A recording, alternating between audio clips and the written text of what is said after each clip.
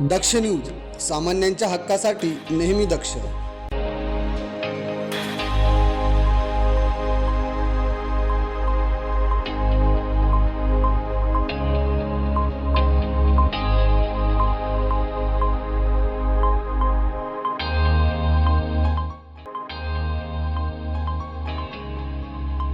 काल मंत्री गिरीश महाजन हे नाशिक दौऱ्यावर होते.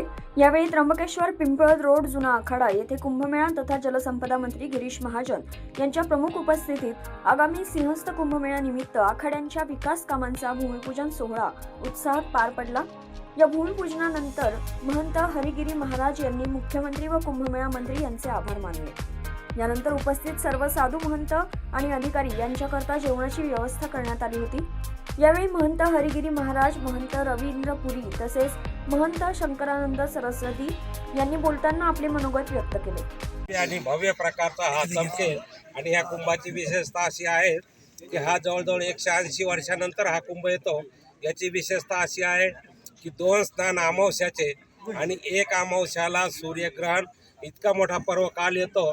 त्यामुळे हा एक जगाचं लक्ष ह्या कुंभावर राहील आणि आमचे गिरीश भाऊ निश्चितच याला पूर्ण जगामध्ये जगप्रसिद्धी मिळवून दिल्याशिवाय राहणार नाही, अशी मी त्यांना शुभेच्छा देतो. आणि आज आम्ही पूर्णपणे संतुष्ट आहे. त्यांनी सांगितलं की सरकारच्या वतीने की साधूंना जे लागेल आखाड्यांना ते सरकार आणि आमचे फडणवीस साहेब देण्यास तयार आहे.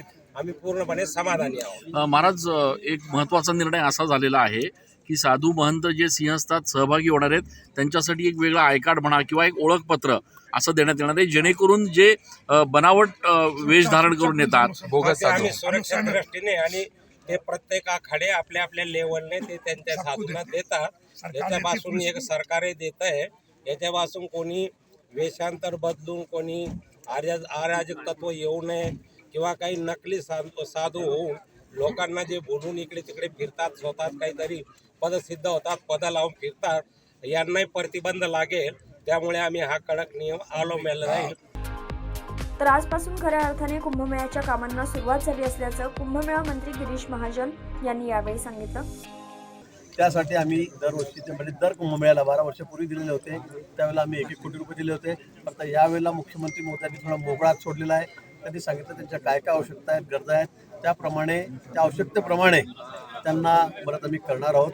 त्यांच्या मर्जीसाठी आम्ही कुठेही कमी पडणार नाही.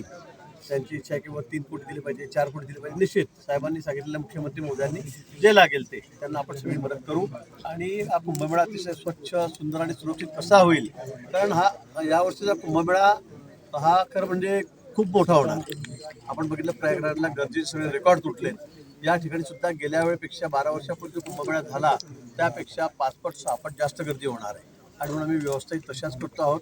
मग खात्री मला आशा आहे, अपेक्षा आहे की हा कुंभमेळा म्हणजे जागतिक पातळीवर त्याचं नावलौकिक होईल. असा जा असेल कुठेही या ठिकाणी गर्दी होणार नाही. फार गर्दी म्हणजे स्टॅम्पेड होणार नाही, लोटालोटी होणार नाही, कुणाला इजा होणार नाही, कुठे जीवितहानी होणार नाही. आणि म्हणून हा स्वच्छ, सुंदर आणि सुरक्षित कुंभ हा त्याचा नावलौकिक जगभरामध्ये व्हावा अशी आमची अपेक्षा आहे. आणि त्यासाठी सर्व साधू संत हा कुंभमेळा यांचाच आहे. आपण तर फक्त व्यवस्था करतो. सरकार म्हणून आमची जबाबदारी व्यवस्था करण्याची आहे, पण हा भाविकांचा आहे, साधू संतांचा आहे, आखाड्यांचा कुंभमेळा आहे. त्यासाठी सर्वजण मिळून आमच्यामध्ये चांगलं कॉर्डिनेशन आहे. अतिशय उत्तम प्रकारे आमच्यामध्ये सामंजस्य आहे. त्यामुळे कुठेही अडचण या ठिकाणी येणार नाही. 12 वर्षापूर्वी असं सहकार्य सर्वांनी मला नाशिकला, त्र्यंबकेश्वरला या ठिकाणी केलेलं होतं. यावेळी विभागीय आयुक्त प्रवीण गेडाम, कुंभमेळा आयुक्त शेखर सिंह, त्र्यंबकेश्वर तहसीलदार गणेश जाधव, नगराध्यक्ष त्रिवेणी तुंगार तसेच आखाड्यांचे साधू महंत तसेच पुरोहित संघाचे अध्यक्ष पंचदशनाम जुना आखाडा येथील साधू सचिव उपस्थित होते. प्रभाकर गारे, दक्ष न्यूज, त्र्यंबकेश्वर.